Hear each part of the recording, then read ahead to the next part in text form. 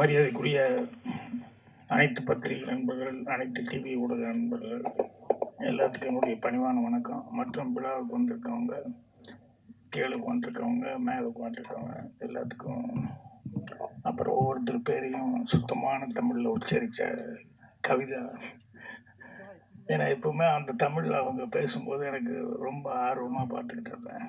So அவங்களுக்கு எல்லாத்துக்குமே என்னுடைய பணிவான வணக்கம் தெரிவிச்சுக்கிறேன். ஏன்னா நேரம் ஆகி போச்சுங்கிறதுனால எல்லாம் அவசர அவசரமாக பேசினேன்.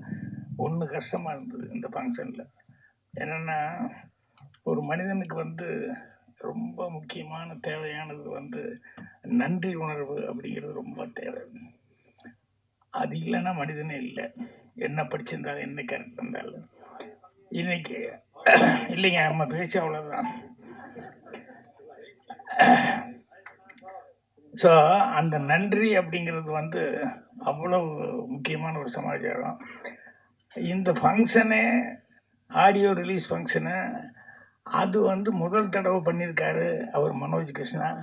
ஸோ அவர் சந்தோஷப்படுறத விட அவருக்கு யாரெல்லாம் சப்போர்ட் பண்ணாங்களோ அவங்களுக்கு நன்றி சொல்லணும் அப்படின்னு சொல்லிட்டு ஆரம்பித்தார். அதை காலம் நேரம் அப்படிங்கிறதுக்காக டக்குனு இல்லைங்க அப்படின்னு சொல்லி தனிச்சேன் சார். ஏன்னா அவர் ப்ரொடக்ஷனில் எப்பவுமே அவர் அதில் கரெக்டாக இருக்கிறவர். அதனால் அது இன்னொரு நாளைக்கு சொல்லிக்கலாம் அப்படின்ட்டு எனக்கு ரொம்ப கஷ்டமாக இருந்தது. இல்லை இருந்தாலும் அவருக்கு ஃபஸ்ட்டு இதுதான், இந்த படம் தான் லான்ச் பண்ணுறாரு. ஸோ அதில் பாட்டுக்காக எல்லாம் உதவி பண்ணவங்க, மியூசிக்கில் உதவி பண்ணவங்க, அவர் பேரெல்லாம் சொல்லணும்னு நினைக்கும் போது அது தடப்பட்டதுங்கிறது கொஞ்சம் கஷ்டமாக இருக்குது. உங்கள் சார்பாக என்னுடைய மனமார்ந்த நன்றிகளை அவங்களுக்கு நான் தெரிவிச்சுக்கிறேன். ஏன்னா உங்களுக்கு அவ்வளோ சப்போர்ட் பண்ணியிருந்தாங்க, இல்லைன்னா உங்கள் மனசுக்குள்ளே அது இருக்காது. அதே மாதிரி இந்த படத்தில் அந்த ஓம் நமச்சிவாயன்னா உடனே ஆன்மீகமாக தான் அது தோணும். இந்த பாட்டு போடலாம் அப்படின்னா அதை ஒரு கமர்ஷியல் ரிதமாக ரொம்ப அழகாக அந்த ஓம் நமச்சிவாயாங்கிறது அவ்வளோ ரிதமிக்காக அந்த பாட்டை பண்ணியிருந்தார். ஸோ அதே அந்த அளவுக்கு ரிதமிக் அப்படிங்கும்போது அப்போ மீதி பாட்டெல்லாம் அவர் எப்படி பண்ணியிருப்பாருன்னு சொல்லணுங்கிறது இல்லை. ஸோ நானும் நேரம் கருதி அவரை அவருடைய இதை மட்டும் நான் பாராட்டுறேன். மற்றபடி மறுபடியும் பாட்டு இதெல்லாம் பார்த்துட்டு அதுக்கப்புறம் சொன்னேன். அடுத்தபடியாக நான் மறுபடியும் நன்றி சொல்ல விரும்புகிறது நம்ம தனஞ்சயன் அவர்களுக்கு. என்னென்னா, இந்த சின்ன தயாரிப்பாளர்கள், சின்ன படம் இதெல்லாம் தைரியமாக எடுத்து அதை எப்படியாவது கொண்டு வரணும்னு அவர் முயற்சி பண்ணுறாரு பாருங்க, அது ஹேட்ஸ் ஆஃப் டு. ஸோ அது நிறையா படங்களில் புதுசாக வர்ற படங்கள் எல்லாத்துலேயுமே நான் அங்கங்கே அப்பப்போ அந்த ஃபங்க்ஷன்கள் எல்லாம் பார்த்துட்ருக்குறேன். அவர் எதாக இருந்தாலும் பரவாயில்ல, அந்த புதுசாக கஷ்டப்பட்டு எடுக்கிறாங்க, அது எப்படியாவது வெளியே கொண்டு வர்றதுக்கு நம்மளால் முயற்சி செய்வோம் அப்படிங்கிற மாதிரி இந்த படத்துக்கும் சிவா அவர்கள் கேட்ட உடனேயுமே ஒத்துக்கிட்டு இவ்வளோ சிறப்பாக அதை செய்கிறாரு. அவருக்கு என்னுடைய மனமார்ந்த நன்றி. அப்புறம் வெற்றி அவர்களுக்கு நன்றி சொல்லணும். என்னென்னா, அவர் கோபிநாத் கூட சொன்னார், வேறு லெவலுக்கு நீங்கள் வேறு மாதிரி கமர்ஷியலாக அப்படியெல்லாம் நீங்கள் கொஞ்சம் போகணும் அப்படின்ட்டு. அது அவருடைய நண்பராக அவருடைய ஆசை, அதெல்லாம் கரெக்டு தான், இல்லைன்னு சொல்லி அதை நான் ஆமோதிக்கிறேன். ஆனால் இப்போ செஞ்சுட்டு இருக்கிறது விட்டுறாதீங்க தயவுசு. ஏன்னா வெற்றி அப்படின்னு சொன்னாலே அவர் கண்டிப்பாக கரெக்டாக சூஸ் பண்ணி தான் பண்ணிகிட்ருக்காரு அப்படிங்கிற மாதிரி எனக்கே அந்த ஃபீலிங் இருக்குதுங்கும் போது நிச்சயமாக ஆடியன்ஸுக்கிட்டேயும் அந்த இருக்கும். இவர் எப்பவுமே எல்லா படமும் மாமூலாக ஒத்துக்கிட்டு பண்ணுறது இல்லை, ஏதோ அதில் வித்தியாசமாக ஏதாவது சம்திங் இருந்தால் தான் அவர் பண்ணுறாரு அப்படின்னு சொல்லிட்டு. ஸோ அதனால் அந்த ட்ராக்கை மிஸ் பண்ணாமல் நீங்கள் கமர்ஷியலாக வேறு என்ன வேணால் பண்ணுங்கள். அதுக்காக இதெல்லாம் கமர்ஷியல் இல்லைன்னு இல்லை, இதுவும் லவ் ஸ்டோரி தான். லவ் ஸ்டோரிலையும் கமர்ஷியலாக எத்தனையோ படங்கள் ஹிட்டாக இருக்குது. ஸோ அதனால் இதையே தொடரணும் அப்படின்னு சொல்லி அவருக்கு நன்றி சொல்லிக்கிறேன். அதுக்கப்புறம் மனுஷபுத்திரன், அதாவது இன்னைக்கூட அவர் இந்த பிரிவு அப்படிங்கிறத பற்றி ஒரு 3 பேஜ், நான் ஒரு 2 பேஜ் படிக்கிறதுக்குள்ளே ஷூட்டிங்கு அது இதுன்னு சொல்லி கதவை திட்டாங்க. பாத்ரூமில் தான் படிச்சுக்கிட்டு இருப்பேன். டைம் ஆகி போச்சு, என்ன இன்னும் படிச்சுக்கிட்டே இருக்கிறீங்கன்னா அப்படியே பேலன்ஸ் எப்படி வச்சுட்டு வந்திருக்கேன், மறுபடியும் படிக்கணும்னு. இந்த பிரிவுங்கிறது சாக்லேட்டை உரையை பிரித்து சாக்லேட்லேருந்து பிரிக்கிறதல்ல பிரிவு அப்படிங்கிற மாதிரி ரொம்ப அழகாக அது தொகுப்பு தான் அவர் பண்ணியிருந்தார். அந்த தொகுப்பே அவ்வளோ சிறப்பாக அவர் பண்ணியிருந்தார். சில பேர்லாம் தமிழில் இதை உண்மையிலேயே அவங்க ஒரு என்ன சொல்கிறது, அவங்களுடைய தமிழில் அவங்களுக்கு இருக்கிற புலமை அதெல்லாம் அடுத்தவங்களுக்கு ஒரு சர்வீஸ் மாதிரி அவர் பண்ணிகிட்ருக்காரு. அவருக்கு என்னுடைய மனமார்ந்த நன்றி தெரிவிச்சுக்கிறேன். அதே மாதிரி அன்றைக்கி அவருடைய ஃபங்க்ஷனில் வந்து அவர் சொன்னார், நிறைய யங்ஸ்டர் டைரக்டர்ஸ் எல்லாம் வந்து என்னை பற்றி பேசுனாங்கன்னு. ரொம்ப சந்தோஷமாக இருக்குது, பெருமையாக இருக்குது. அது அந்த பெருமையெல்லாம் எங்கள் டைரக்டர் குருநாதர் அவருக்கு தான் போய் சேரும். ஏன்னா அவர் இல்லைன்னா நான் இல்லை. ஸோ அவருக்கு என்னுடைய மனமார்ந்த நன்றி தெரிவிச்சுக்கிறேன். அப்புறம் இந்த விழாவில் வந்து ஒருத்தர் நான் கவனித்தேன், அவர் பேசுனது கடைசி வரைக்கும் புரியல, ஆனால் ரொம்ப பிடிச்சிருந்தது. பாடலாசிரியர் அவர் முதல்ல நான் எழுதுனது அப்படின்னு சொன்னார். அது சுத்தமாக எனக்கு என்னன்னே புரியல. அந்த வார்த்தைகள்லாம் புதுசு புதுசாக இருந்தது. அப்புறம் 10 வருஷம் கழித்து எழுதினாரு, அது அதே மாதிரி தான் இருந்தது. அந்த 10 வருஷத்தில் அவர் சொன்னார் நான் நிறைய சேஞ்ச் ஆகிட்டேன் அப்படின்ட்டு. ஆனால் கடைசியில் ஒன்று சொன்னார், அந்த கவிதை அது ரொம்ப சிறப்பாக இருந்தது. அவர்கிட்ட ரொம்ப பேசணும், அவர் இத்தனை நான் பார்க்கல, பேசுறதுக்கான வாய்ப்பு கிடைக்கல. அவர் விவேக் பிரசன்னா பிரதர் அப்படிங்கிறத வந்து இங்கே சொன்னாங்க. அவர் கூட இருந்ததுனால அவர் தம்பின்றா தான் பேசுகிறாரு, நல்லா சிறப்பான முறையில் பேசினார். அடுத்தபடியாக மெயினாக இந்த ஃபங்க்ஷனில் நன்றி அப்படின்னு சொல்ல வேண்டியது வந்து தயாரிப்பாளரும் டைரக்டருமான சிவா அவர்களுக்கு தான் நன்றி சொல்லணும். என்னென்னா இன்றைக்கி ஒன்று சினிமாவுக்கு வர்றதுல 2 விதம் தான் இது வரைக்கும் நான் நினச்சிட்டு இருந்தது. ஒன்று வந்து என்னென்னா பேரும் புகழ் அப்படிங்கிறத அது ஒன்று நினச்சிட்டு வருவாங்க, லைம்லைட்டில் வரணும், அப்படி இருக்கணும், இப்படி இவங்க மாறு அவங்க மாறு அப்படின்னு சொல்லி. இல்லைன்னா அதில் பாரு எப்படி சம்பாதிச்சு இப்படி இருக்கிறாங்க பாரு அப்படின்னு சொல்லிட்டு அதே மாதிரி ஏர்ன் பண்ணணும் அப்படின்னு சொல்லி இந்த சம்பாத்தியம் பெயர் புகழ் இந்த 2 தான் மெயினாக வந்து இருக்கிறதா இது வரைக்கும் நினச்சிருந்தேன். நான் கூட பேர் புகழ் தான் நினச்சிட்டு வந்தேன், சம்பாத்தியமெல்லாம் அப்புறம். ஆனால் அதை தாண்டி ஒன்று இருக்குது அப்படிங்கிறது இன்றைக்கி தெரியும் போது ரொம்ப நெகிழ்வாக இருந்தது. அதுதான் வந்து என்னென்னா அதை ஒரு சர்வீஸாக சினிமாவை நினச்சிட்டு வந்திருக்கார் பாருங்க சிவா அவர்கள், டைரக்டர். அது அவர்கிட்ட பேசிகிட்டு இருக்கும்போது அது தெரிஞ்சுது. ஏன்னா இங்கேருந்து போய் சிங்கப்பூரில் எத்தனையோ வருஷம் கஷ்டப்பட்டு அவர் பாருங்கள் சிரமம், ஃபேமிலியே சிரமம், அதனால் படிக்கிறது கூட விட்டு போட்டு அதுக்கப்புறம் ஏதோ அதுக்காக நான் ஃபேமிலிக்காக வந்து வருமானத்துக்காக போனேன் அப்படின்னாரு. அவ்வளோ வருமானத்தை வந்து அங்கே ஈட்டிட்டு அந்த வருமானம் சம்பாதிச்ச வருமானத்தை வந்து அவர் வந்து சினிமாவில் வந்து அது கூட கமர்ஷியலாக அவங்கள வச்சு இவங்கள வச்சு இல்லை கமர்ஷியல் மாற கதை எழுதி எப்படி பண்ணணும் அப்படிங்கிறது நினைக்காம அவர் என்ன நினைக்கிறாரோ ஆத்மார்த்தமாக அதை வந்து செய்யணும் அப்படின்னு சொல்லிட்டு அவர் அந்த நஷ்டம் அது இதுங்கிற பற்றியோ இல்லை வேறு எதை பற்றியோ எதை பற்றியுமே கவலைப்படாமல் பண்ணார். அதுலேயும் அவர் எடுத்துக்கிட்டது வந்து ஒரு விஷயம் வந்து சொல்லும்போது அவர்கிட்ட பேசும்போது நிறைய விஷயங்கள் சொல்லிட்டு இருந்தார். அதில் வந்து ஒன்று சொன்னார், ரைடர்களுக்கெல்லாம் வந்து எவ்வளோ மரியாதை இருக்குது அங்கே சிங்கப்பூரில் அங்கேயெல்லாம் நான் பார்த்தேன் சார் அப்படின்னு சொல்லிட்டு நம்ம ஊரில் தான் கொஞ்சம் கஷ்டமாக இருக்குது சொல்கிறதுக்கே அப்படிங்கிற மாதிரி ரொம்ப ஃபீல் பண்ணி இது பண்ணார். அதனுடைய ஆதங்கமாக என்னவோ தெரியல, இந்த படத்தினுடைய ஹீரோ வெற்றி வந்து ஒரு ரைட்டர் ஆகணும் அப்படிங்கிறது சின்ன வயசுலேருந்தே அவருக்கு ஒரு ஃபீலிங்காக இருக்குது அப்படிங்கிறது அந்த சீன்ஸ் எல்லாம் வரும்போது அதில் தெரிஞ்சுது. உண்மையிலேயே இங்கே ரைட்டர் அப்படிங்கிறதுக்கு வந்து முன்னாடி எல்லாம் வந்து அந்த கதை இலாக்கா அப்படிங்கிறது இருந்தது. எல்லாமே தேவர் ஃபிலிம்ஸ் கதை இலாக்கா இருந்தது, சத்யா மூவிஸ் இருந்தது, ஏவிஎம்ல இருந்தது, எல்லா இடத்துலையுமே வந்து ஜெமினியில் இருந்தது.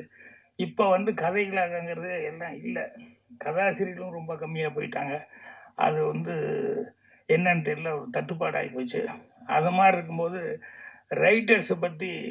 ரைட்டர்களை பற்றி அவர் வந்து அந்த படம் எடுத்திருக்காரு. ஒரு ரைட்டராக ஒருத்தர் வந்து அதில் டைலாக் கூட போட்டிருந்தாங்க, படித்தா உனக்கு மட்டும்தான் உபயோகப்படும், எழுதுனா தாண்டா உலகத்துக்கே உபயோகமாக இருக்குது அப்படின்னு சொல்லி ஒரு டைலாக் ஒன்று போட்டிருந்தார்.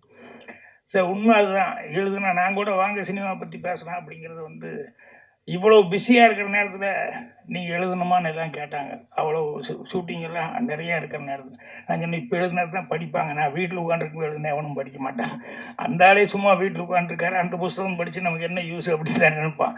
அதனால் மார்க்கெட்டில் நல்லா இருந்துட்டு இருக்கும்போதே படிக்கணும் அப்படின்னு சொல்லி தான் நான் அந்த வாங்க சினிமா பற்றி புஸ்தகம் வந்து பின்னால் வர்றவங்களுக்கு வந்து நம்மளுடைய அனுபவம் யூஸ்ஃபுல்லாக இருக்கட்டும் அப்படிங்கிறதுக்காக எழுதுது. ஸோ ரைட்டர்ஸ் பற்றி சொல்லும்போது எனக்கு ஒரு தமாசான ஒரு நிகழ்ச்சி தான், ஆனால் ரைட்டர்ஸுக்கு அது சொல்லணுமே அப்படிங்கிறதுக்காக அது இன்சிடென்ட் சொல்கிறேன். என்னென்ன தேவர் ஃபிலிம்ஸ் கதை இலாக்கார வந்து எல்லாருமே இருந்தாங்க. கலைஞான சார் இருந்தார், தோயவன் இருந்தார், டைரக்டர் மகேந்தர் இருந்தார், மாறா, இப்படி எல்லாமே எல்லா ரைட்டர்ஸுமே அங்கே இருந்தாங்க. தேவர் ஃபிலிம்ஸில் என்னென்னா முதல் நாள் போகும்போது டேய் இந்த இடத்துக்கு கொஞ்சம் நல்ல சீனாக ஏதாவது ஒன்று பிடிச்சிட்டு வாங்கடா அப்படின்னு சொல்லி அனுப்புவார். காலையில் 8 மணிக்கு கார் போய் எல்லா ரைட்டரையும் ஒவ்வொருத்தையாக காரில் தூக்கி போட்டு கொண்டு வந்து உட்காரும். 8-8:15 எல்லோரும் வந்து அசம்பிள் ஆயிடுவாங்க. 7:30 மணிக்கெல்லாம் வந்து, நேற்று சொன்னடா, என்னடா சீன் யோசிச்சுட்டு வந்தீங்க அப்படின்னு சொல்லுங்கன்னா, இந்த ரைட்டரையும் வந்து எல்லாம் வயசானவங்களாம் இருக்காங்க. இருந்தாலும் அவங்களுடைய கேரக்டர் தான் பார்த்தீங்கன்னா இந்த சின்ன பசங்களுக்கு உண்டான கேரக்டர் தான் அவங்ககிட்ட இருக்கும். என்னென்னா தூயவன் யோசிப்பார், அவருக்கு ஒன்றுமே கிடைக்கல. போனால் அந்த சின்ன பத்தை அவர் பயங்கரமாக திட்டுவார், துளுக்காக அப்படியெல்லாம், அதாவது தமாஷா பேசுவார், பிரியமாகவும் பேசுவார், எல்லா உதவியும் செய்வார். அவர் வந்து பயங்கரமாக திட்டுவார் எல்லாத்தையும் வச்சுக்கிட்டு அப்படின்னு சொல்லிட்டு அவருக்கு சீன் வரல. அப்படியே யோசிச்சுக்கிட்டே வருவார். காரில் வரும்போது கலைஞானத்துக்கிட்ட கேட்பார், என்னென்ன உங்களுக்கு ஏதாவது, அவருக்கு சீன் வரலன்னு சொல்லல, என்னென்ன ஏதாவது பிடிச்சிட்டு வந்தீங்களா? ஒன்று பிடிச்ச தூயவன், அது அந்தளவுக்கு கரெக்டாக இருக்குமான்னு தெரியல, சொல்லுங்கள், சொன்னால் தானே 4 பேருக்கு தெரியும் அப்படின்னு உடனே தூயவன்கிட்ட கலைஞானம் சொல்லிகிட்டே வந்திருக்காரு. வந்தோடனே இவங்க 8 மணிக்கு அசம்பிள் ஆனோடனே, என்னப்பா நேற்று சொன்னேன், ஏதாவது சீன் யாராவது திங்க் பண்ணிட்டு வர்றீங்களா அப்படின்னு தூயவன் முதல்ல கை தூக்கிட்டார். நான் சொல்கிறேன், சொல்லுடா, பாடுறா, அவன் முதல்ல சொல்கிறாங்க, சொல்லுடா அப்படின்னா கலைஞான சீனி வர அப்படியே சொல்லிட்டாரு. கலைஞான திருன்னு முடிக்கிறாரு. இப்போ அவரால் சொல்லவும் முடியல. இல்லை, நான் யோசிச்சுட்டு வந்தேனே, வழியில் இப்படி வந்து திருடிட்டேன், நான் என்ன பண்ணன்னு தெரியலன்னு ஒன்றும் சொல்ல முடியல. அதுக்கப்புறம் என்ன கலைஞானம் அப்படின்னாரு. அண்ணே ஒன்றும் வரல அப்படின்னா, அவன் பாடுற, உன்னை விட வயசு எவ்வளோ கம்மி அப்படின்னு திட்டுறாரு. தூயவன் சைலண்ட்டாக அப்படி உட்காந்துட்டாரு. அப்புறம் அடுத்த நாள் வந்து இவர் பேசும்போதெல்லாம் தூயவங்கிட்ட, ஏன்டா உன்னை நம்பி நான் சொன்னேன் தூயவா, இப்படி பண்ணி போட்டிய கழுத்து எடுத்துட்டியே, அந்த மனுஷங்கிட்ட என்ன திட்டு வாங்க வச்சுட்டியே அப்படி இப்படின்னு பேசு. அப்புறம் ஏன்டா பேசாமே வந்துட்டு மூடு விட்டு வர்ற தூயவன், என்ன என் பொண்டாட்டி கூட நான் பிரச்சனை, எல்லார் வீட்லேயும் பிரச்சனை தான், இது என்ன இருக்குது அப்படின்னா, இல்லைண்ணே எப்போ பாரு வந்து நம்ம வெளியே போய் சம்பாதிக்கிறது சாதாரண விஷயமான, ஒரு ஆம்பளை வெளியே போய் எவ்வளோ கஷ்டப்பட்டு சம்பாதிக்கிறான், கொஞ்சம் கூட புரிஞ்சிக்க மாட்டேங்கிறா, நீங்கள் மட்டும் தான் சம்பாதிக்க, அதுதான் இன்னும் வீட்டிலேருந்து குழந்தைகளை பார்த்துக்கிறதெல்லாம் ஒன்றுமே வேலை இல்லைன்னு நினச்சிட்டிங்களா? ஏன்னா குழந்தைகளை பார்த்துக்கிறது ஒரு பெரிய வேலையாடி, சமையல் பண்ணுறது ஒரு பெரிய வேலையாடி அப்படின்னா, நீங்கள் போய் சம்பாதிக்கிறது மட்டும் பெரிய வேலையாகும் அப்படின்னு எப்போ பாரு இதே சண்டைண்ணே. நீங்கள் என்ன பெருசாக அங்கே கிழிக்கிறீங்க, நாங்கள் நீங்கள் பொம்பளை என்ன கம்மியாக பண்ணுறேன்னு, அது இது ஒன்றாண்ணே, அப்படி முடியுமாண்ணே அப்படி இப்படின்னெல்லாம் சொல்லிவிட்டு, எப்போ பாரு என் மாதிரி நீ செய்ய முடியுமா, உன் மாதிரி நான் செய்ய முடியுமா அப்படின்னு சொல்லிட்டு ஒரே சண்டை. அவகிட்ட அவளுக்கு எப்படி புரிய வைக்கிறது தெரியல, ஆம்பளையினுடைய கஷ்டமே அவளுக்கு புரியல அப்படின்னாரு. அடுத்த நாள் வந்தோடனே அப்புறம் எங்கேயோ ஒரு கம்பெனியில் கதை கேட்டிருக்காங்க. அப்புறம் கலைஞானம் கதை சொல்லலான்னு சொல்லி போயிருக்காரு. முதல் நாள் கேட்டிருக்காங்க கதை வேணும்னு. அப்புறம் அவர் தூயவனும் கூட போயிருக்காரு. முக்தாபுளி சீனிவாஸ் சார் தான் போய் கலைஞான கதையை ஆரம்பிக்கலான்னு, இந்த தூயவன் கதை சொல்லலான்னு ஆரம்பிக்கிறதுக்குள்ளே, இல்லை தூயவா, கலைஞான ஒரு கதை சொன்னாலும் ரொம்ப பிரமாதமாக இருந்தது, நீ வசனம் மட்டும் எழுதுன, என்கிட்ட சொல்லவே இல்லையே என்ன கதைன்னு அப்படின்ட்டு. இல்லைப்பா அந்த லைன் நல்லா இருக்குப்பா, ஒரு பொண்டாட்டி எப்போ பாரு புருஷன்கிட்ட சண்டை போட்டுகிட்டே இருக்கா, நீ வீட்டில் இருந்து இதெல்லாம் பண்ண முடியுமா, சமையல் பண்ணுறது அது இது இதெல்லாம் குழந்தைய பார்த்துக்கிட்டு சாதாரண விஷயம்னு நினச்சிட்டேன், ஒரு ஆம்பளை செய்கிறதெல்லாம் ஒரு பொம்பளை செய்ய முடியும், நீ போய் சம்பாதிக்க முடியுமாடி அப்படின்னு சதா சண்டைப்பா. திடீர்னு 2 பேத்துக்குள்ளே ஒரு எக்ரிமெண்ட் போட்டாங்க. என்னென்ன, சரி ஒரு 6 மாதம் அல்லது 3 மாதம் நான் வந்து சம்பாதிக்கிறதுக்கு வேலைக்கு போகிறேன், நீ வந்து வீட்டிலேருந்து குழந்தைகளை காப்பாற்றுறது சமையல் இதை பண்ணு அப்படின்னு ஒரு எக்ரிமெண்ட் போட்டேன். ஃபேமிலி சென்டிமெண்ட் பிச்சு அப்படின்னு சொல்லிட்டு, இதுதான் கலைஞான சொன்ன கதை. தூயவை முடிக்கிறார். ஏன்னா நம்ம தான் காரில் சொல்லிட்டு வந்தோம், நம்மளதே வந்து சொல்லிட்டாரு அப்படின்னா. அப்புறம் வெளியே வந்து, நீ தூயவா நீ என் சீனு தான் திருடின, நான் கதையே உங்கள்கிட்ட இருந்து அடிச்சிருந்தா அப்படின்னா. இது வந்து கேட்கும்போது காமெடியாக இருந்தது, ஆனால் உண்மையிலேயே கதை அப்படிங்கிறது நம்ம லைஃப்பில் இருந்து எடுக்கிறது தான் கதை. இதுக்காக போய் கற்பனையெல்லாம் பண்ணி புதுசாக அது வந்து இது பண்ணி அப்படி மேலே பார்த்து கீழே பார்த்து இப்படியெல்லாம் யோசிக்கிறதுங்கிறதுல, ஒவ்வொருத்தனும் ஒரு கதாசிரியன் தான். அவன் லைஃப்பில் வந்து அவனை பாதித்தது என்ன அப்படின்னு சொல்லி ரீகலெக்ட் பண்ண ஆரம்பித்தாலே அதில் நல்ல கதைகள் கிடைக்கும். அதே மாதிரி கதைகள் வந்து எல்லாருமே வந்து ஒரு 10 கதை இருந்தால் தான் சினிமாவுக்கு போக முடியும், கிடையவே கிடையாது. 1-2 கதை இருந்தாலே போதும். நீ வந்த அனுபவங்கள் வந்து உனக்கு சொல்லிக் கொடுக்கும். அனுபவத்தில் வந்து நிறைய கதைகள் வந்து நீ கற்றுக்கலாம். இப்போ முதல்ல சுவரலாசத்துங்கள் நான் வந்து ஒரு 75 நாள் போச்சு, ஒரு பேர் கிடைச்சிது. முதல்ல எனக்கிட்ட ஒரு முந்தானை முடிச்சு ஒரு எங்கே சென்றாஜா அந்த 7 நாட்கள் இந்த கதையெல்லாம் முதல்ல என்கிட்ட இருந்து எடுத்தோன்னே அதுதானே பண்ணியிருப்பேன், எடுத்தோன்னே சில்வர் ஜூப்ளி கொடுக்குற மாதிரி. அப்போ என்கிட்ட இல்லை. முதல்ல யோசிக்கும் போது இது ஒன்று மட்டும் தான் வந்தது. அதுக்கப்புறம் யோசித்தேன், ஒரு யோசனை வந்தது. அதுக்கப்புறம் மௌனிக்குதுங்க. அப்படியே போக போக யோசிக்க தான் நமக்கு இன்னும் அதை விட பெட்டரானதெல்லாம் வர ஆரம்பிச்சது. அதனால் இவர் ரைட்டரை வந்து ஹீரோவை வச்சு பண்ணதுனால, ரைட்டர் ஆகணும்னு யார் நினச்சாலும் புதுசாக எங்கேயோ அங்கேயும் இங்கேயும் மேலே பார்த்து அப்படி பார்த்து இப்படி பார்த்து இது பண்ண வேண்டாம். நிறையா வந்து நம்ம லைஃப்பில் என்ன இருக்குது அப்படிங்கிறத படிங்க. நம்ம லைஃப்பில் படிக்கிறது ஒன்று தான். அதே நேரத்தில் அவர் சொன்ன மாதிரி புக்கை படிக்கிறது ஒன்று தான். ஏன்னா ஒருத்தன் வந்து அவன் வாழ்நாளையே ஏகப்பட்ட அனுபவங்களை சந்திச்சிட முடியாது. ஆனால் புஸ்தகம் படித்தான்னா அந்த ரைட்டர் வந்து எத்தனையோ கேரக்டர்ஸை வந்து அவன் க்ரியேட் பண்ணி அவன் பார்த்து அவன் லைஃப்பில் அவன் பார்த்து அந்த கதையாக வந்து இது பண்ணியிருப்பான். அதனால் நான் எல்லாம் சினிமாவுக்கு வர்றதுக்கு படிக்கிற காலத்துக்கு படிப்பு சரியாக விட்டுட்டேன், சரியாக படிக்கலை. ஆனால் சும்மா சுற்றுற நேரத்தில் காண்டேகர் எழுதின கதையை, நம்ம ஜெயகாந்தன் சார் எழுதின கதையை, கல்கியோட பொன்னியின் செல்வன், இந்த மாதிரி நிறைய கதை புக்குகளை படிக்கும்போது நம்ம லைஃப்பில் இல்லாத எக்ஸ்பீரியன்ஸ் எல்லாம் வந்து அவங்ககிட்ட இருக்கிற லைஃப்பில் இருந்து அவங்களுடைய கேரக்டர்ஸில் எல்லாம் அது நமக்கு கிடைக்கும். அதனால் படிக்கிறதும் மனிதர்களை வந்து பார்த்து அவங்களுடைய அனுபவ ரீதியாக வந்து இது பண்ணுறது, அதை வச்சு படைக்கிறது அப்படிங்கிறது தான். அதே மாதிரி கடைசி வரைக்கும் கற்றுக்கிட்டே இருக்கணும் அப்படிங்கிறத மைண்டில் வச்சுக்கிட்டே இருக்கணும். நம்ம கற்றுக்கிட்டோன்னு என்றைக்குமே நினைக்கக்கூடாது. கடைசி வரைக்கும் நம்ம கற்றுக்கிறதுக்கு ஏதாவது ஒன்று இருந்துக்கிட்டே இருக்கும் அப்படின்னு. இன்னைக்கு கூட வந்தோடனே இந்த ஆலன்கிறது எனக்கு உண்மையிலேயே தெரியல. நான் கேட்டேன் சிவா சார்கிட்ட, என்ன சார் ஆலன்னு சொல்லி டைட்டில் அப்படின்னா, சார் சிவன் அதுதான் ஆலன்னு சொல்லுவாங்க. புது விஷயத்தினால நம்ம ஏதோ படிச்சுக்கிட்டு இருந்தோம். சிவன் அப்படின்னு சொல்லி சொல்கிறதுக்கு தான் ஆலன். அதில் வேறு 2 தடவை எனக்கு இந்த பாஃப்டா போஃப்டான்னு போன அன்னைக்கு அது இப்படி சொல்கிறதா அப்படி சொல்கிறதா ஒரு குழப்பம் இருந்தது. அதே குழப்பம் இங்கே ஆலன்னா அப்படிங்கிற மாதிரி இவங்க சொல்லும்போது, ஸோ ஆலன் அப்படிங்கிறது வந்து சிவபெருமான வந்து படைப்பாளி அப்படிங்கிறதுக்கு சொல்லுவாங்க அப்படின்னு சொன்னார். அது ஒரு புது விஷயமா இருந்தது. ஸோ சிவா அவர்கள் வந்து அவர் என்ன கதை பண்ணியிருக்காருங்கிறத நான் கேட்டுக்கல. ஆனால் அது வந்து சொல்லும்போது வந்து இது லவ் அதோட ஆன்மீகம் அப்படின்னு சொல்லிட்டு அதுலேயே ஒரு டைலாக், ஒருத்தன் எதை நேசிக்கிறானோ அதிகமாக நேசிக்கிறானோ அதுதான் ஆன்மீகம் அப்படிங்கிற மாதிரி சில டைலாக்லாம் வந்து அங்கே ஒரு ட்ரெய்லரில் அங்கங்கே பிட்டாக வந்தால் கூட அந்த பிட்டாக வர்றதுல கூட அதில் ஒரு கருத்து, அதில் ஒரு ஆழமாக ஒரு விஷயம் இருக்குது அப்படிங்கிறது தெரிஞ்சிக்க முடிஞ்சது. ஸோ நான் சொன்ன மாதிரி சர்வீஸ் மென்டாலிட்டியோட இந்த சினிமா எடுக்கிறதுக்குன்னு வந்திருக்கிறது சிவா அவர்கள். தன்னுடைய சொந்த பணத்தை வந்து இதை ரெட்டிப்பாக்கணும் அப்படின்னு நினைக்கிறத விட ஜனங்களுக்கு இது மூலமாக வந்து அவர் சொல்கிறேன் சார், இது அன்பு அப்படிங்கிறது வந்து போய் சேரணும். அந்த தூய்மையான ஆன்மீகங்கிறது காதல் அப்படிங்கிறது அன்பு அப்படிங்கிறது. ஸோ அதனால் அவருடைய அந்த சர்வீஸ் மென்டாலிட்டிக்கு எனக்கு ரொம்ப சந்தோஷமாக இருக்குது. அப்புறம் பாக்யா புக்கெல்லாம் வந்து அவருக்கு இன்ஸ்பிரேஷனாக இருக்கிறது அப்படிங்கிறது எனக்கு அது ரொம்ப சந்தோஷமாகவும் பெருமையாகவும் இருக்குது. ஸோ அவருக்கு வந்து பத்திரிக்கையாளர் நண்பர்கள், ஊடக நண்பர்கள் எல்லாருமே அவர் ஏன்னா இது வந்து கேமராமேன் அவங்கெல்லாம் வந்து அந்த ஃப்ரேமு படம் பார்த்தோன்னே நான் முதல்ல எனக்கு இவர் தான் சிவாங்கிறது தெரியாமல் நான் ட்ரெய்லர் கொண்டு காமிச்சாங்க, ப்ரொடியூசர் அப்படிங்கிற மாதிரியே பேசிட்டு அந்த ட்ரெய்லரை அப்படி பார்த்தோன்னே, சார் இந்த சிவா யாருக்கிட்ட அப்படிங்கும்போது நான் தான் சார் சிவா அப்படின்னாரு.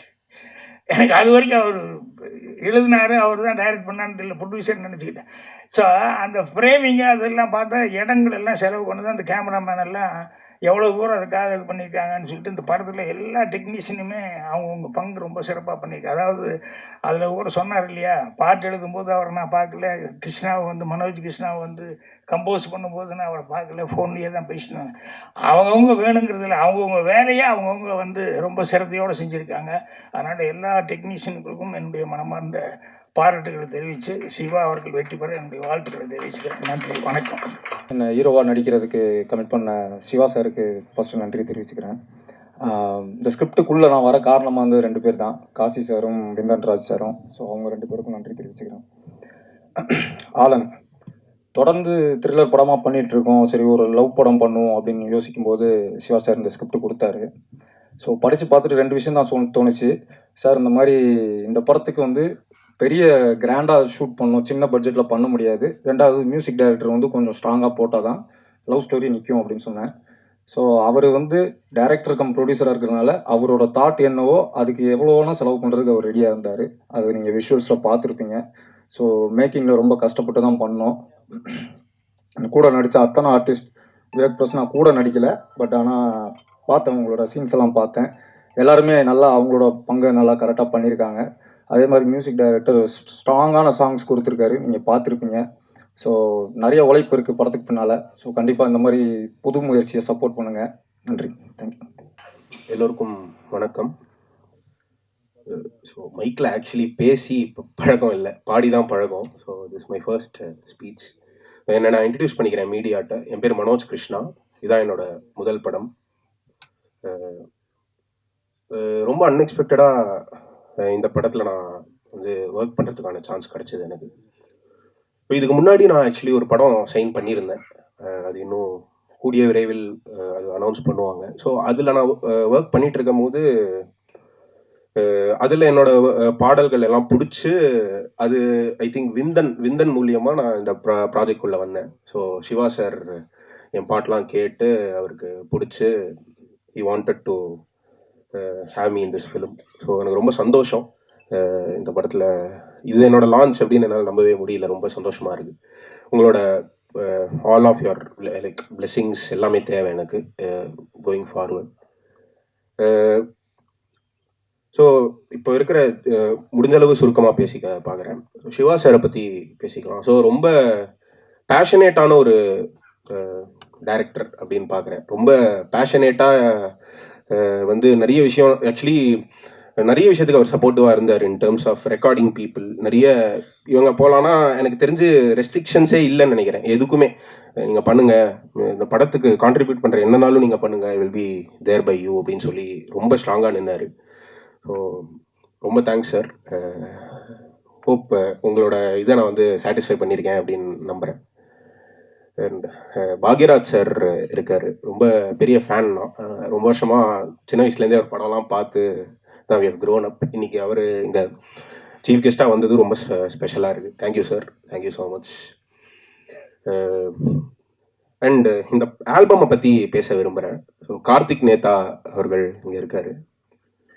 அவரோட ரொம்ப பெரிய ஃபேன் தான். நான் 96லேருந்தே ரொம்ப பெரிய ஃபேன் அவருக்கு. ஸோ அப்படி இருக்கும் போது 96லாம் ரொம்ப லேட்டுன்னு நினைக்கிறேன். அதுக்கு முன்னாடியிலேருந்தே அவர் ரொம்ப நிறைய பாட்டு எழுதியிருக்காரு. ரொம்ப பெரிய ஃபேன். எனக்கு கண்டினியூஸாக அவரோட ஒர்க் பண்ணுற சான்ஸ் கிடச்சிருக்கு. என்னோட இன்னொரு படத்துலையும் அவர் ஒரு 3 பாடல்கள் எழுதியிருக்காரு. இந்த படத்துலையும் 4 பாடல்கள் இருக்குது, அதுவும் அவர் தான் எழுதியிருக்காரு. ஸோ ரொம்ப அழகான வார்த்தைகள்.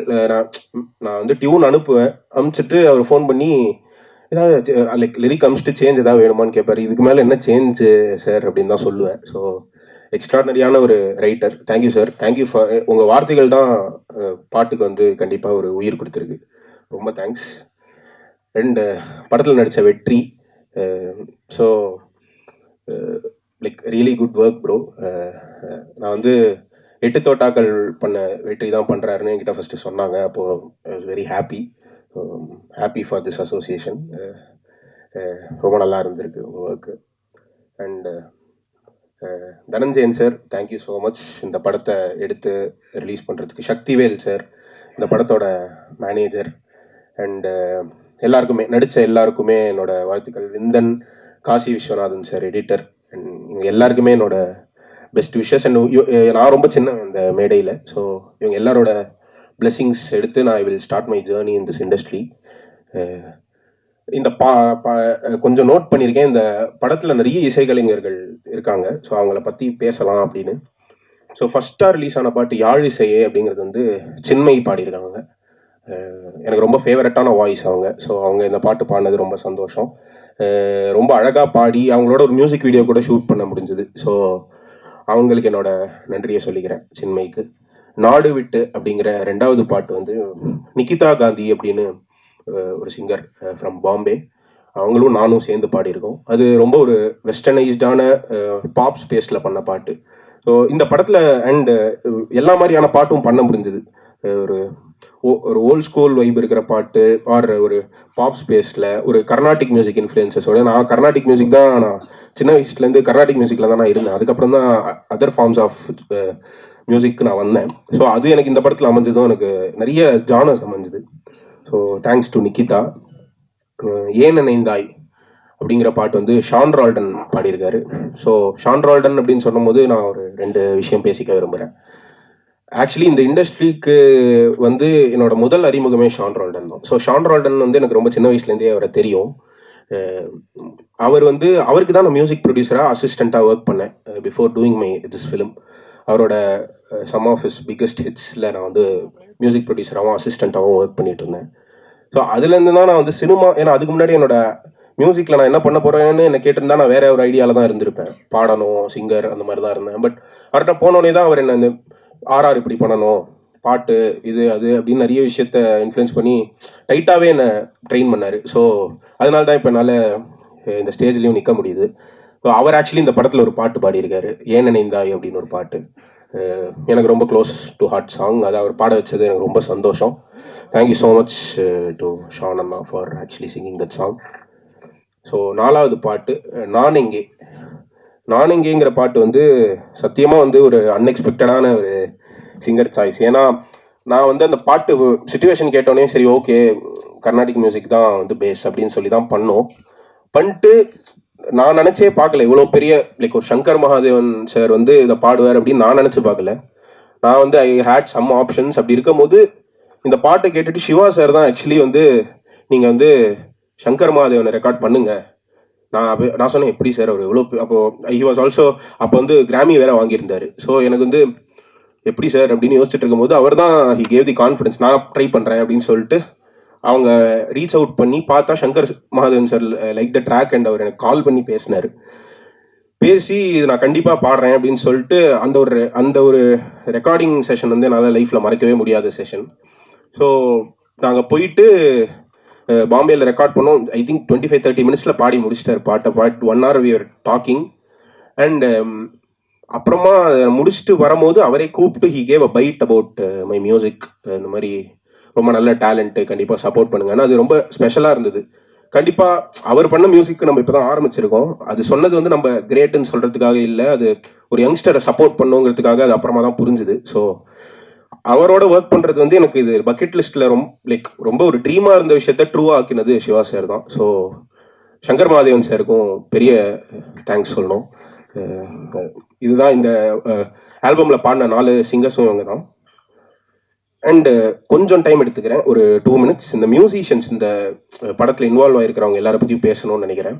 ஏன்னா நம்ம ஆக்சுவலி ஃப்ரெண்ட் பண்ணுறோம், ஒரு ஸ்டேஜை நம்ம வந்து ஃபர்ஸ்ட் நின்று பேசிடுறோம். பட் ஐ பர்சனலி பிலீவ் நம்ம ஒருத்தர் மட்டும் ஒரு மியூசிக் பண்ணி அதெல்லாம் பண்ண முடியாது. ஒரு சுற்றி அவ்வளோ மியூசிஷியன்ஸோட ஒர்க் இருக்குது, அதனால தான் ஒரு படம் வருது. ஸோ அந்த மியூசிஷியன்ஸ் எல்லாரையுமே தேங்க் பண்ணோம் அப்படின்னு தோணிச்சு. அனைவருக்கும் வணக்கம். நிறைய அண்ணன்மார்கள் நிறைய பேர் இருக்காங்க மேடையில். எல்லாரோடையுமே கவிஞனாகவும் பாடலாசிரியனாகவும் பணியாற்றிருக்கேன். மனுஷபுத்திரன் அண்ணா வந்திருக்காங்க, பாக்யராஜ் சார். என்னோட ஒரு கவிதை ஒன்று இருக்கு. நான் அலைபுணரும் கலை நுகரும் நாய், மதுக்கூடம் வளர்த்துவிட்ட பூனை, விருஷ்டத்தில் பூதேடும் பித்தன், மழையள்ளி மைப்பூசும் மாம்சம், அரியன வனையும் குயவன், வெளி ஒடுக்கி உள்விரியும் வானம், சுடருள்ளே மணக்கின்ற காடு, இடுகாடு சுடற்காடு. இப்படி ஒரு கவிதை நான் எழுதிட்டு இருந்த தருணத்தில் என்னுடைய மனநிலை இருக்கு இல்லையா, அது இந்த கவிதைக்குள்ள இருந்த மாதிரி கொந்தளிப்பான ஒரு தழல் நிலையில் இருந்த மனநிலை. அதன் பிறகு காலங்கள் கடந்து மனம் ஒரு புள்ளியில வந்து ஒடுங்கி ஒரு அமைதி கண்ட பிறகு எழுதிய கவிதை ஒன்று இருக்கு. வேறெழுத்தை உணர்ந்துணர்ந்து ஓரிடத்தில் அமர்ந்த பின்னே 100 எழுத்தை எழுதி எழுதி ஊரிடத்தில் காட்டி என்ன அப்படின்னு ஒரு கவிதை. இந்த 2 கவிதைக்கும் இடையில வந்து ஒரு 20-22 ஆண்டுகள் இருக்கு. அவ்வளோ பட்டறிவு இருக்கு. இந்த படத்தில் வரக்கூடிய ஆலன் திரைப்படத்தில் வரக்கூடிய அந்த தியாகமும் அதே மாதிரி ஒரு புள்ளியில் வாழ்க்கையை தொடங்கி நிறைய அந்த வாழ்க்கை சுழலுக்குள்ள போய் வந்து மீண்டு வெளியே வந்து சாரமாக இந்த வாழ்க்கை கொடுத்த அனுபவ சாரமாக ஒரு நூலை எழுதுகிறான். ஒரு எழுத்தாளனாக மாறுறான். அவனுடைய ஒரு பயணம்தான் இந்த படம். ஏறக்குறைய என்னுடைய அல்லது என்னை போல் எழுதி கொண்டிருக்கக்கூடிய கவிஞர்கள், பாடலாசிரியர்கள், எழுத்தாளர்கள் அத்தனை ஆளுமைகளோட வாழ்க்கையும் இந்த படத்துல அந்த கதாபாத்திரம் வாயிலாக பொதிஞ்சு இருக்கு. அதனால எனக்கு இந்த படத்துல எழுதின பாடல்கள் ரொம்ப நெருக்கம். ஒரு வெளியிலிருந்து எழுதின மாதிரியான ஒரு உணர்வு எனக்கு இல்லை. என்னுடைய வாழ்க்கையை நான் மீண்டும் நினைவு கூர்ந்து எழுதி பார்த்துக்கிற மாதிரி தான் இருந்தது. சிரமமும் இல்லை. அதுக்கு என்ன காரணம்னா மெட்டு. நிறைய அந்த வெஸ்டர்ன் இன்ஃப்ளூயன்ஸ் இசைக்குள்ள வந்த பிறகு இங்க இருக்கக்கூடிய இந்த மரபின் தாளம் ஒன்று இருக்கு. நம்ம ஒவ்வொரு நிலத்துக்குமே ஒரு தாளம் இருக்கு இல்லையா? அதை நம்ம தொலைக்கும் போது நம்ம அடிப்படையில் நிறைய தொலைச்சிடுறோம்னு நினைக்கிறேன். நம்மளுடைய பர்சனாலிட்டியை நம்ம தொலைச்சிடுறோம் அப்படின்னு நினைக்கிறேன். அதை மீட்டெடுத்து கொண்டு வரக்கூடிய சில முயற்சிகள் உண்டு. அது ஒரு பக்கம் ஓங்கி ஒழிச்சுக்கிட்டே தான் இருக்கு, ஓங்கி வளர்ந்துகிட்டே தான் இருக்கு. அப்படியாக இந்த படத்தில் இருக்கக்கூடிய 4 பாடல்களுமே இந்திய செவியல் இசை இருக்கு இல்லையா, நம்ம இந்தியன் கிளாசிக்கல் மியூசிக், அதை மேலே வச்சு அந்த வெஸ்டர்ன் பேட்டர்ல இருக்கக்கூடிய இசையை வந்து அதற்கு துணையாக இணையாக முடிஞ்சு வச்சிருக்காப்புல. ரொம்ப சூப்பர் மனோஜ். இன்னொன்று, மனோஜ் வந்து இசைத்துறைக்கு ரொம்ப சின்ன வயசுல இருந்தே அவர் இசையில் இருக்கக்கூடியவர். அவர் திரைத்துறைக்கு தான் அவருக்கு இது முதல் படம். பாட்டை நீங்க கேட்கும்போது உங்களுக்கு தெரிஞ்சிருக்கும். இன்னும் பொறுமையா உட்காந்து அந்த மன அமைதியோடு டிராங்குவல் ஸ்டேட்ல இருந்து மனோஜோட இந்த படத்தினுடைய இசைகளை கேட்கும் போது நம்முடைய இந்த நிலத்தில் இந்த வேரில் இருக்கக்கூடிய அந்த தாளம் உறுதியாக இந்த ஒவ்வொரு பாட்டிலுமே இருக்கிறது உங்களாலையும் உணர முடியும். இப்ப போட்ட அந்த யாழ் இசை, ஏழு இசைய பாட்டும் சரி, அந்த சிவன் பாடல் இருக்கு இல்லையா, அதுவும் சரி, அடிப்படையில் அந்த ஆலன்கிற தலைப்பை அவர் சொன்ன மாத்திரத்துல எனக்கு உள்ள பத்திக்க ஆரம்பிச்சிருச்சு. நான் அடிப்படையில் போக்கிரியாக இருந்து நிறைய தவறுகளை செய்து நிறைய பலவீனங்கள் எல்லாம் இருந்து பின்பு வெளியே வந்தேன். அதுக்கு நிறைய காரணங்கள் உண்டு. அடிப்படையில் ஜிடி கிருஷ்ணமூர்த்தியோட புத்தகங்கள் இருந்தது. அதன் பிறகு நம்ம திருமூலர், இப்படி நிறைய பேர் இருக்காங்க நம்ம தமிழுக்குள்ளேயே ரமணர்ல இருந்து. ஆனால் சைவ சித்தாந்தத்தில் இருக்கக்கூடிய அந்த அடிப்படை மும்மலம் கோட்பாடு இருக்கு இல்லையா, அது என்னை பெரிதும் மாற்றியது. அதை உள்வாங்கி அமைதியா மண்டைக்குள்ள விரிச்சு எடுத்துட்டு போகும்போது இந்த ஆணவம், கண்மம், மலம், இதை விரிச்செடுத்து கொண்டு போகும்போது அடிப்படையில் எங்க தவறு இருக்கு அப்படிங்கிறது புரிஞ்சது. அதனாலையும் இந்த ஆலன்கிற திரைப்படம் எனக்கு ரொம்ப நெருக்கம். ஏன்னா சிவனை பத்தி, சிவன் இருக்கக்கூடிய ஸ்தலங்கள்ல நிறைய படப்பிடிப்பு நடந்திருக்கு. இன்னும் முக்கியமா மல பரிபாகம், சித்த நிபோதம் அப்படின்னு சொல்லிட்டு 2 இந்த சைவ சித்தாந்தத்துல சொல்லுவாங்க. நம்முடைய அழுக்குகளை நாமே குறைத்து கொண்டு வருவதன் மூலமாக நாம் மேல் நோக்கி ஏறுவது அப்படிங்கிறதான் சிம்பிளரா நான் சொல்றேன். அதை கடைபிடிக்க ஆரம்பிச்ச பிறகு என்னுடைய வாழ்க்கையிலும் மாற்றம், என்னுடைய எழுத்துலையும் மாற்றம், ஒரு மனப்பக்குவம், இதெல்லாமே ஆட்டோமேட்டிக்கா நடக்குது. அதனாலையும் இந்த ஆலன்கிற டைட்டில் கேட்கும் போதெல்லாம் எனக்கு ஒவ்வொரு முறையும் மேம் சொல்லும் போது ஆலன் அப்படின்னாங்க. சரி, இங்க ஆலன் தான், அங்க ஆலன் ஆயிருக்கேன் போல. அதனால இந்த படம் எனக்கு ரொம்ப நெருக்கமான ஒரு படம். இன்னும் ரொம்ப நெருக்கம் எதனாலன்னா, என்னோட தம்பி விவேக் பிரசன்னா. நிறைய பேருக்கு தெரியுமான்னு தெரியல, நாங்க உடன்பிறப்பு. ஆமா ஆமா, நான் அண்ணன், அவன் தம்பி. ஆமா ஆமா, அவன் கொஞ்சம் அண்ணன் மாதிரி இருப்பான். நிறைய அன்பு செலுத்துறதுலயும் அண்ணன் தான் அவன். அது இன்னும் எனக்கு கூடுதலான மகிழ்ச்சி. என்னுடைய தம்பியோட இந்த படத்துல நிறைய படங்கள் இணைஞ்சிருக்கும். இன்னைக்கு தான் மேடையில் உட்காரன்னு நினைக்கிற ஒன்னா. மற்றபடி நிறைய பெரியவங்களா இருக்கீங்க, ரொம்ப நன்றி. ஆலன் எனக்கு எப்போதுமே என்னோட சிவனை பார்க்குற மாதிரி தான் இருக்கு. ஆமா, சிவா சார் அவருக்கு நேற்று கூட அதான எழுதி அனுப்பிச்சிருந்தேன்னு நினைக்கிறேன். ஆமா, சிவன் அருளால் சிவா இயக்கிய ஆலன் அப்படின்னு சொல்லி எழுதியிருந்தேன். அவ்வளோதான் சொல்ல தோணுது.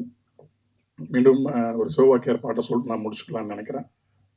என்னிலே இருந்த ஒன்றை யான் அறிந்ததில்லை, என்னிலே இருந்த ஒன்றை யான் அறிந்து கொண்டபின், என்னிலே இருந்த ஒன்றை யாவர் காண வல்லரு, என்னிலே இருந்து யான் அறிந்து கொண்டனே.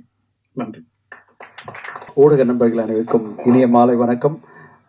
முதல்ல உங்கள் எல்லோருக்கிட்டும் எங்களுடைய அப்பாலஜி கேட்குறோம், மன்னிக்கிறோம். இந்த விழா கொஞ்சம் தாமதமாக தான், கொஞ்சம் இல்லை நிறைய தாமதமாக ஆரம்பித்ததுக்கு எல்லோரும் சார்பில், எங்கள் குழு சார்பில் நான் உங்ககிட்ட மன்னிப்பு கேட்டுக்கிறேன். கொஞ்சம் லெங்க்தாக போயிடும், ஏன்னா 8 மணிக்கு தான் ஆரம்பிக்க முடிஞ்சது. கொஞ்சம் நீங்கள்லாம் கோஆப்ரேட் பண்ணணும்னு கேட்டுக்கிறேன். இந்த படம் வந்து திடீர்னு எனக்கு ஒரு நண்பர் மூலமாக எனக்கு அந்த விமியோ லிங்க் அனுப்பிச்சிருந்தாங்க. நான் பார்த்த உடனே டைட்டிலே இப்படி இருக்கு, ஆலன் அப்படின்னு, என்னடா இது, நான் ஆங்கில படமா அப்படின்னு சொல்லிட்டு நான் ஒரு நிறைய படங்கள் நான் எவ்ரிடே பார்த்துட்ருக்கேன். அப்படி நான் வந்து இந்த படத்தை நான் வந்து ஒரு விமியோ லிங்கில் பார்த்த உடனே அப்படியே நான் ஸ்டாப்பாக பார்த்துட்டே இருந்தேன். எனக்கு படம் பார்த்து முடிச்ச உடனே ரொம்ப ஆச்சரியமாக இருந்தது சிவா சாரினுடைய அந்த கான்ஃபிடென்ஸ். சிங்கப்பூரில் ஒரு பிஸ்னஸ் மேனாக மிகப்பெரிய ஒரு தொழிலதிபராக நல்ல ஒரு சக்ஸஸ்ஃபுல்லாக போயிட்டுருக்காரு. அவருக்கு சினிமா மீது ஒரு தீராத காதல். அந்த காதலில் அவர் படம் எடுக்கணும்னு வராரு. அங்கிருந்து வந்து இங்கே படம் எடுத்துகிட்டு திருப்பி அங்கே போயிடுறாரு. அங்கிருந்து இவருடைய டீம் எல்லோருமே அவருக்கு டீம் ஒர்க்காக இருந்துட்டு, சக்திவேல் ரொம்ப கோஆப்ரேட்டிவாக அவர் கூடவே பயணித்து இந்த படத்தை வந்து முடிக்கிறதுக்கு ஒரு டீம் அவங்க கூட இருக்காங்க. பட்ஜெட்டை பற்றி கவலைப்படாமல், மேக்கிங்கை பற்றி, அதாவது இவ்வளோ செலவாகுதே அதை பற்றியெல்லாம் ஒரி பண்ணாமல், ஒரு படைப்பு அவர் எப்படி பேசினார் பார்த்தீங்களா, அங்கேருந்து உள்ளேருந்து வருது. ஆத்மார்த்தமாக அவர் நேசிக்கிற சினிமாவை ஒரு காதலும் அன்பும் கலந்து ஒரு படத்தை தரணும் அப்படின்னு சொல்லிட்டு, இந்த உலகத்தில் காதல் தான் ரொம்ப முக்கியம், அதாவது அன்பு தான் ரொம்ப முக்கியம். வயலன்ஸ் கிடையாது. அன்பு எல்லா இடத்துலையும் இருக்கும். அந்த அன்பு நம்ம கரெக்டாக தேடி போனால் போகிறோம், வாழ்க்கை நல்லபடியாக இருக்கும், சந்தோஷமாக இருக்கும் அப்படின்றத இந்த படத்தில் ரொம்ப க்யூட்டாக, ரொம்ப அழகாக, ரொம்ப யதார்த்தமாகவும் ஒரு பொய்டிக்கான ஃபிலிமை நான் பார்த்தேன். பொய்டிக்கான ஃபிலிம் அப்படின்னா, படம் முடியும் போது ரொம்ப கவிதைத்துவமாக ஒரு படமாக இருந்தது. இப்படிப்பட்ட படம் வந்து அவர் ஆசைப்பட்டதெல்லாம் ஒன்று தான், சார் இது ப்ராப்பராக ரிலீஸ் பண்ணி கொடுங்க சார், மக்கள் மத்தியில் போய் சேரணும், ஊடக நண்பர்கள்லாம் போய் ரீச் ஆகணும், எல்லாரும் பார்த்து இந்த படம் நான் சொல்ல வந்த கருத்து மக்கள் மத்தியில் ரீச் ஆனால் போகிறோம். நான் என்னுடைய சம்பாத்தியத்தில் ஒரு சினிமாவுக்கு, தமிழ் சினிமாவுக்கு நல்ல படத்தை கொடுக்கணும்.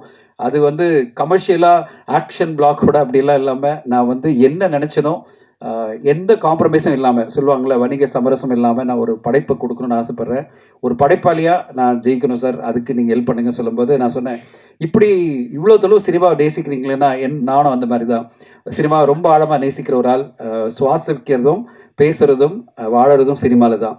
உங்களை மாதிரியே நானும் இங்கே 12 மணி நேரம் நீங்கள் உழைக்கிறீங்க, அதே மாதிரி நானும் உழைச்சிட்ருக்கேன் சினிமாவில். அதனால் எனக்கு கண்டிப்பாக இந்த மாதிரி ஒரு சினிமாவை சப்போர்ட் பண்ணுறதுக்காக தான் நான் கூட அவர் கூட பயணிக்க ஆரம்பித்தோம்.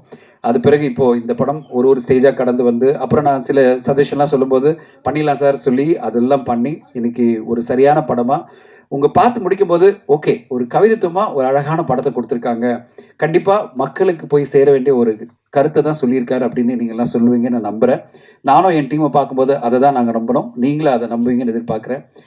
இந்த விழாவை வந்து சிறப்பித்த இயக்குனர், என்ன சொல்கிறது, அவர் வந்து இமயம் ஒருத்தர்னா, இவர் வந்து என்ன மாதிரி சொல்லுன்னா, ஸ்க்ரீன் பிளே கிங் மட்டும் இல்லை, இயக்குனர் இதுலேயே ஒரு மிகப்பெரிய ஒரு லெஜெண்டாக இன்னைக்கு இருக்கிற திரு கே பாக்யராஜ் சாருக்கு என்னோட நன்றி. பாக்யராஜ் சார், நீங்கள் வந்து இந்த விழாவை சிறப்பித்ததுக்கு மிக்க நன்றி. எங்களுடைய association Tamil film active producer association சார்பில் செக்ரட்டரி எங்களுடைய டி சிவா சார் வந்ததுக்கு நன்றி. அண்ட் வெற்றி, உங்களுடைய பயணத்தை நான் பார்த்துட்டே இருக்கேன். நிறைய நல்ல நல்ல படங்கள் வந்துகிட்டே இருக்குது உங்கள் கெரியரில். உங்களுடைய முதல் 8 தொட்டக்கால் ஆரம்பித்து ஜிவி நிறைய பிடிக்கும் எனக்கு. ஜிவி படம்லாம் ரொம்ப இன்டெலிஜென்ட்டான படத்தை கோபிநாத் உங்களுக்கு பண்ணியிருந்தார், நீங்கள் நல்லா பண்ணீங்க. அடுத்ததாக இப்போ வந்து பம்பர் படம் எனக்கு ரொம்ப பிடிச்ச படம். இப்படி ஒரு உங்களுக்குன்னு தேடி நல்ல கதைகள் வருது, அதாவது புதுமையான கதைகளை நீங்கள் பண்ணுவீங்கன்னு வராங்க. இதில் ஒரு நல்ல பயணம் இருக்குது உங்களுக்கு. இந்த பயணத்தில் நீங்கள் அடுத்தடுத்த கட்டம் மிகப்பெரிய வெற்றிகளை கொடுக்கணும். ஆலன் படத்துக்காக நீங்கள் கொடுத்த உழைப்பு எனக்கு ரொம்ப ஆச்சரியமாக இருந்தது. இந்த மாதிரி படத்தை பண்ணுறதுக்கே உங்களுக்கு ஒரு தைரியம் வேணும், அதை நீங்கள் பண்ணியிருக்கீங்க. உங்களுக்கு இந்த முயற்சி வெற்றி அடையணும். இந்த படத்தில் எனக்கு ரொம்ப ஆச்சரியம் என்னென்னா, நம்மலாம் பார்த்து வைக்கிற மிகப்பெரிய ஒரு லெஜெண்டரி கவிதை மட்டும் இல்லை, எல்லாத்துலேயும் வந்து ஆளுமை, இலக்கிய ஆளுமை, மனுஷபுத்திரன் சார் வந்ததெல்லாம் மிகப்பெரிய விஷயம். ஏன்னா சார், நீங்கள் வந்து இதில் ஒரு கேமியோ ரோல், ஒரு சப்போர்ட் ரோல், ஒரு சின்ன ஒரு இது பண்ணியிருக்கீங்க. ஆனாலும் உங்களுடைய டைம் எடுத்து நீங்கள் இங்கே வந்திருக்கீங்களே, அதுக்கு நான் மிக்க நன்றி சொல்லணும். இது வந்து அவ்வளோ சிம்பிள் இல்லை, உங்களுக்கு இவ்வளோ எஃபர்ட் எடுத்து வர்றது, உங்களுக்கு நன்றி. கேபிள் சங்கர் இந்த படத்தில் இதே மாதிரி இது ஒரு நல்ல ஒரு கேமியோ ஒன்று பண்ணியிருக்காரு, அவருக்கும் நன்றி. த ஹோல் டீம் எல்லாரும், டைரக்டர்ஸு, இங்கே வந்திருக்கிற டெக்னீஷியன்ஸ், ஆர்டிஸ்ட் எல்லோருக்கும் நன்றி. இங்கே வருகிறது எல்லாருக்குமே என்னுடைய நன்றி வாழ்த்து தெரிவிச்சுக்கிறேன். இது என்னுடைய 2வது படம். முதல் படம் வந்து காவட்டியின் காதலி, அது வந்து மனித நேயத்தை பற்றி பேசினேன். இந்த படத்தில் வந்து எழுத்தாளர் பற்றி பேசியிருக்கிறேன். ஏன் எழுத்தை பற்றி நான் பேசுகிறேன்னா, எனக்கு சின்ன வயசில் ஒரு 12 வயசுலேருந்து ஒரு 18 வயசு வரையும் நான் நிறைய புத்தகங்களை படித்தேன். என் கையில் கிடைச்ச அத்தனை புத்தகங்களும் படித்தேன். படிக்கிற புத்தகங்கள் எந்த புத்தகம் இருந்தாலும் எங்கள் வீட்டில் எந்த யாருமே என்னை வந்து நீ படிக்கும்போது படிக்காதுன்னு சொன்னது கிடையாது. ஒரு புத்தகம் படிக்கிறது எவ்வளோ முக்கியம்னு நான் என் லைஃப்பில் தெரிஞ்சுக்கிட்டேன். ஒரு 21 வயசு நான் படித்த புத்தகங்கள் வந்து என்ன எங்கள் அப்பாவோ எங்கள் அம்மாவோ யாருமே தட்டு கிடையாது. அதுக்கு அவங்களுக்கு நன்றி சொல்கிறேன். என் அம்மாவுக்கு, எங்கள் அப்பாவுக்கு, எங்கள் மாமாக்கள், எங்கள் அத்தைகள், மிஸ்தப்பாக்கள், அவங்க வாங்கி கொடுத்த புத்தகங்கள் அனைத்தையும் படித்து ஒரு பக்கம் பட புத்தகம், ஒரு பக்கம் கதை புத்தகம். எந்த புத்தகம் ஆசை படிச்சுட்டு இருப்பேன். பாக்கியேஷ் அவருடைய முதல் புத்தகம் திரைக்கதையை எழுதுவது எப்படின்னு அதை தேடி படித்த பிறகு தான் எனக்கு ஒரு ஆவல், சினிமாவில் ஒரு காதல் இருந்துச்சு. நம்மளும் ஒரு டைரக்டர் ஆகணும், நம்மளும் சினிமாவுக்கு உள்ளே போகணும்னு நினச்சேன். அப்படி நினச்சி தான் சென்னை எம்ஜிஆர் ஃபிலிம்ஸில் வந்து இயக்குனர் ஆகணும்னு ட்ரை பண்ணேன். அப்ளிகேஷன் போட்டேன். பட் குடும்ப சூழல், குடும்பத்தின் பொருளாதார பின்னடைப்புனால எனக்கு ஒரு பொறுப்பு இருந்துச்சு. குடும்பத்தில் சிங்கப்பூர் தேடி போனேன் 23 வயசில். 30 வருஷங்கள் சிங்கப்பூரின் வாழ்க்கை. 30 வருஷமாக ஒரு மெக்கானிக்கல் இன்ஜினியராக இன்னைக்கு ஒரு தொழில் பண்ணுற ஒரு நிறுவனத்தை வச்சு நடத்திட்டு இருக்கிறேன்.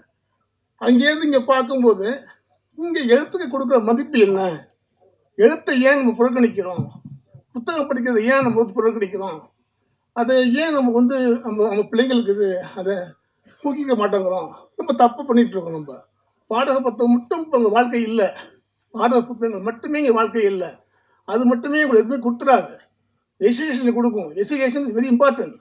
அதை தாண்டி இந்த பாடக புத்தகம் தாண்டி இங்கே வாழ்வியலை பற்றி நிறைய எழுத்து இருக்கு. நீ இங்கிலீஷ் தான் படிக்கணும் தேவை, தமிழ்லேயும் அவ்வளோ லட்சக்கணக்கான எழுத்துக்கள் இருக்கு, லட்சக்கணக்கான புத்தகங்கள் இருக்கு. தயவு செய்து ஒரு வீட்டு பிள்ளைங்களுக்கு புத்தகத்தை படிக்க சொல்லுங்க. நான் படிக்கும்போது வயசு 12, 18. அப்போ நான் எங்கள் ஸ்கூலில் மொத்தம் 18 பேர் படித்தோம். 10th எழுதணும். நான் இந்த புத்தகம் படிச்சுக்கிட்டு 18 பேர் நான் ஒரு ஆள் தெரிச்சு அடித்தேன். புத்தகம் படித்ததுனால கெட்டு போக மாட்டோம். நம்ம படிக்க சொல்லுங்கள். வாழ்க்கை அங்கே தான் இருக்குது. என் வாழ்க்கையும் அங்கே தான் இருந்துச்சு. அங்கே தான் தேடி எடுத்தேன். நான் சிங்கப்பூர் போய் ஒரு பிஸ்னஸ்மேனாக ஆன பிறகு எனக்கு இந்த கோவிட் வந்துச்சு. எனக்கு இந்த கோவிட் வந்த ஒரு 4 மாதம் எனக்கு வந்து ஒரு பிரேக், என் திரும்ப ஒன்று வாழ்க்கையில் ஒரு பிரேக் அடிச்சுது. அப்போ தான் என்னுடைய உள்ளே இருந்த ஆழ்மனத்தில் இருந்த நான் போட்ட விதை, 18 வயசு போட்ட விதை வெட்டி பார்த்துச்சு. என்ன ஏதாச்சும் பண்ணணும், ஏதாச்சும் எழுதணும், ஏதாச்சும் செய்யணும் அப்படின்னு தோணுச்சு. அதனால தான் முதல் படம் கார்த்திக் ராஜ் பண்ணேன். 2வது படம் ஆலன், ஒரு எழுத்தாளனின் வாழ்க்கை. அவனை 2 பெண்கள் வந்து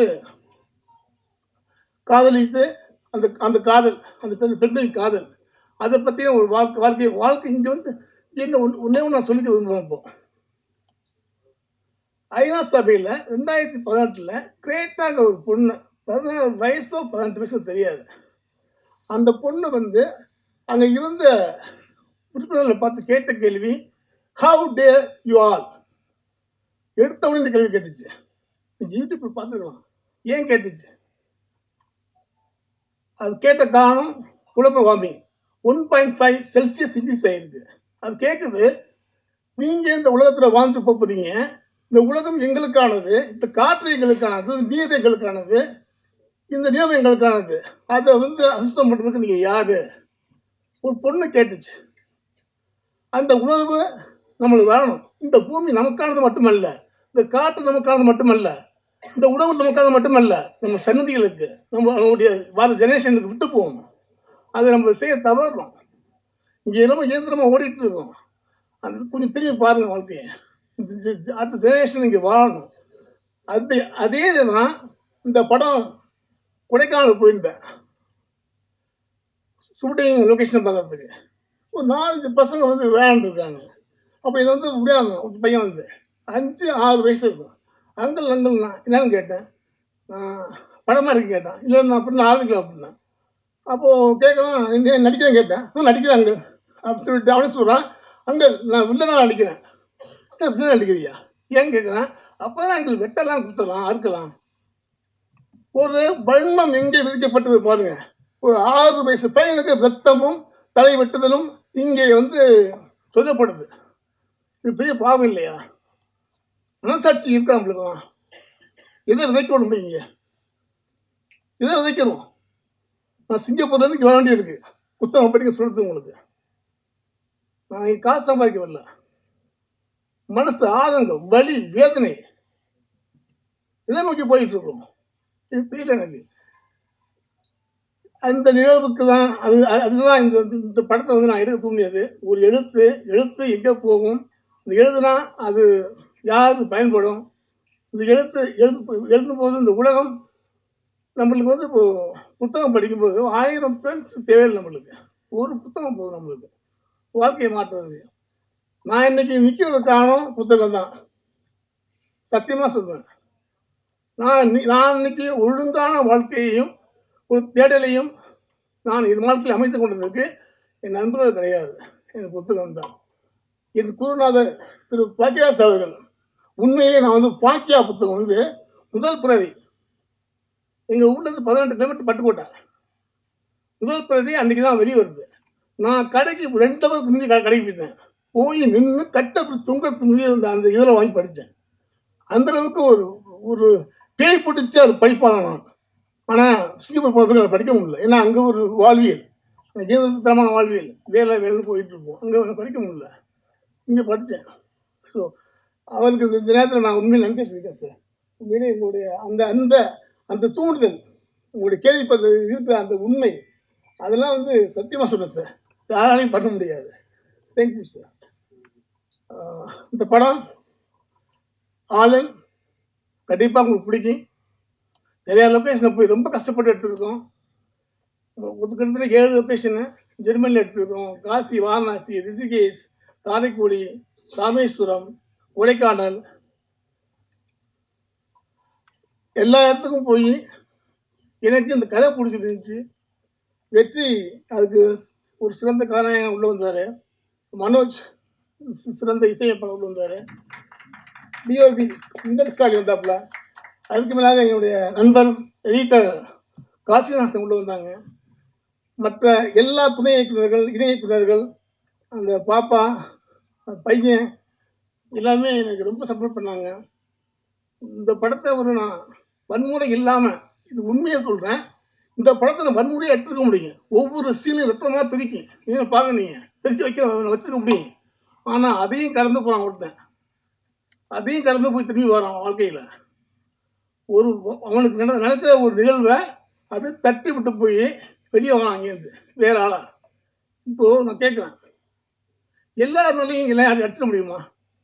ஒரு பலசாலியை ஒரு எளியவன் ஒரு பலசாலியும் அடிக்கிறான், எளியவனை திருப்பி அடிச்சிட முடியுமா? அப்போ நம்ம திருப்பி செய்ய முடியாத ஒன்றை ஏன் நம்ம இங்கே திணிக்கிறோம்? திருப்பி நம்ம அடிக்க முடியாத ஒன்று ஏன் செய்யணும்னு ஆசைப்படுறோம்? இல்லை, வன்முறைகள் இல்லை, இது எல்லாம் கலந்ததான் இந்த உலகம், இல்லைன்னு சொல்ல முடியாது. ஆனால் எது அதிகம் தேவைப்படுதுங்க? அன்பும் காதலும். இயற்கையை கொண்டாடுங்கள், அன்பை கொண்டாடுங்கள், காதலை கொண்டாடுங்கள். இந்த உலகம் அமைதியாக வாழும், உங்களுடைய தலைமுறை அமைதியாக இருக்கும். வீட்டுக்குள்ள மட்டும் பாதுகாப்பு பத்தாது, வெளியே போகும்போது பாதுகாப்பு இருக்கணும். அது எல்லாரும் இந்த ஊடக நண்பர்கள் கண்டிப்பாக நீங்கள் நிறையா செய்யலாம், சமூகத்துக்கு நிறையா செய்யணும்னு ஆசைப்படுறேன். நன்றி, வணக்கம்.